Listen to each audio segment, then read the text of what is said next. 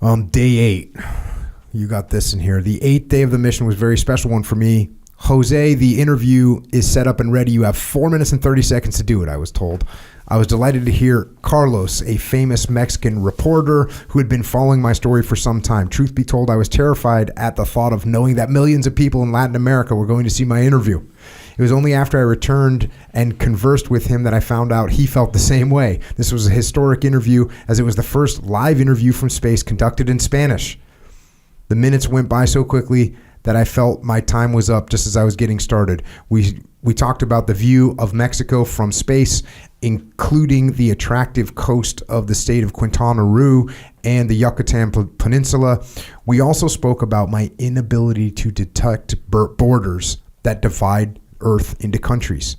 There are no borders from what I can see up here. Our world leaders should see how beautiful and precious our world looks from this perspective, I said to the reporter. One world from up there, huh? Yeah, interesting story there, Jocko, with respect to what happened after that. I basically said, the most beautiful thing, there was two takeaways. The first one had to do with what you just mentioned, is that I was able to see Canada, the U.S., and Mexico.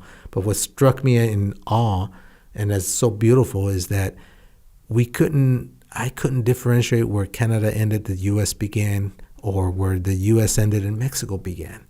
And this aha moment, I said, man, I had to go out of this world to come to this conclusion that down there we're all just one, because borders are human-made concepts designed to separate us. And how sad, because from my perspective, we're just one down there. And it'd be great to have our world leaders give them this opportunity, because I'll assure you our world will be much better.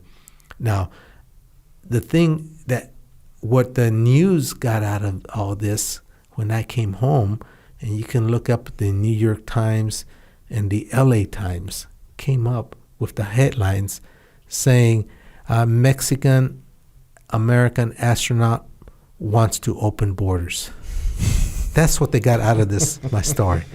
I say, good grief. Yeah. But yeah, everything has to be politicized. They want to get people to click on those headlines. Exactly. And which I found it so sad, because I said, I wasn't even talking about that. I was just talking about the concept that we're just one down there, but somehow from there they got the fact that I wanted to remove all borders and let everybody come into the U.S. What can I say? That's the media for you. Yeah.